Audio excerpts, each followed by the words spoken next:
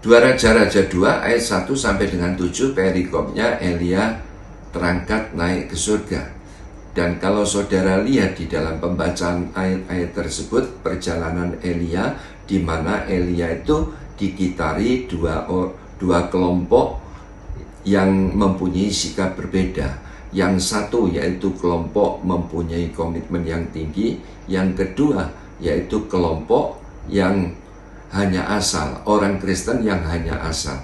Nah, jadi ketika Elia itu disuruh Tuhan ke Betel, ke Yeriko, ke Yordan, Elia senantiasa berkata kepada Elisa, ya, berulang-ulang dia katakan, baiklah tinggal di sini sebab Tuhan menyuruh aku ke Betel, sebab Tuhan menyuruh aku ke Yeriko, sebab Tuhan menyuruh aku ke Yordan.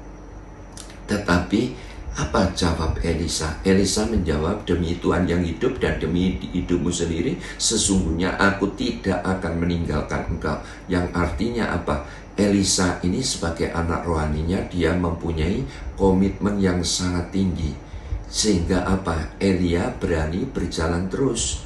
Tetapi beda dengan rombongan 50 nabi yang lain yang mengikuti Elisa pada waktu Elisa disuruh Tuhan ke Betel, ke Yeriko, ke Yordan, dan sampai di Yordan, ya, Alkitab mencatat rombongan 50 nabi ini tidak berani berlanjut mengikuti Elia, sehingga Alkitab berkata mereka berdiri memandang dari jauh. Jadi yang artinya, ya, rombongan 50 nabi ini tidak berani berjalan terus. Beda dengan Elisa.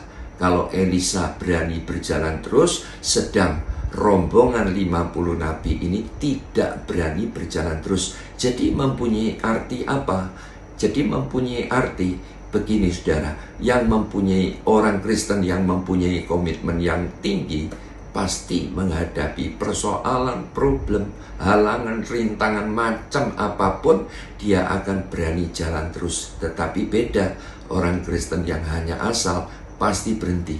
Nah, di situ, dan bahkan Alkitab berkata perkenanan Tuhan itu akan hilang saat kita itu berhenti. Saya akan bacakan di dalam Ibrani 10 ayat 38 sampai 39. Demikianlah firman Tuhan. Tetapi orangku yang benar akan hidup oleh iman, dan apabila ia mengundurkan diri, maka aku tidak berkenan kepadanya. Tetapi kita bukanlah orang-orang yang mengundurkan diri dan binasa, tetapi orang-orang yang percaya dan yang beroleh hidup.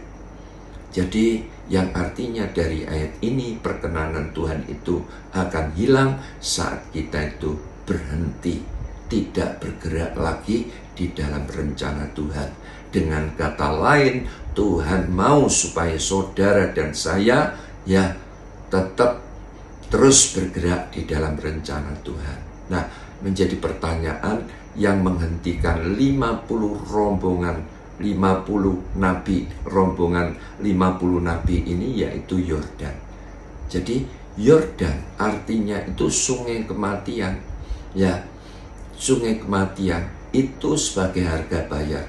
Yordan di mana Tuhan Yesus dibaptis dan Roh Kudus turun. Jadi yang artinya kalau kita itu mau mempunyai komitmen yang tinggi, kita harus berani, ya, melalui Yordan, yang artinya mati bagi diri kita sendiri dan mau dipimpin oleh Roh Kudus. Begitu. Jadi Yordan itu adalah pintu gerbang keberhasilan, Yordan itu adalah pintu gerbang peninggian, Yordan itu adalah pintu gerbang promosi, pintu gerbang kemuliaan yang akan kita terima. Asal kita mau mati bagi diri kita sendiri dan mau dipimpin Roh Kudus. Dan bahkan fakta Yordan kalau kita lihat di dalam Alkitab itu dibelah 3 kali. Pertama pada waktu zaman Yosua, pada waktu zaman Yosua tabut perjanjian itu diangkat oleh para imam, pada waktu para imam itu melewati sungai Yordan, dan saat tabut itu diangkat, Ya, kaki para imam itu menyentuh sungai Yordan, langsung sungai itu terbelah menjadi dua. Wow, luar biasa. Yang kedua zaman Elia, yang ketiga zaman Elisa. Kalau saudara teliti di dalam Alkitab, jadi betapa sangat amat penting, yang artinya apa? Tuhan mau kita mempunyai komitmen yang tinggi. Dan komitmen yang tinggi syaratnya kita harus mati bagi diri kita sendiri dan siap dipimpin oleh Roh Kudus. Dan saya sangat percaya kalau saudara siap mati bagi diri sendiri dan siap dipimpin Roh Kudus, pasti berhasil.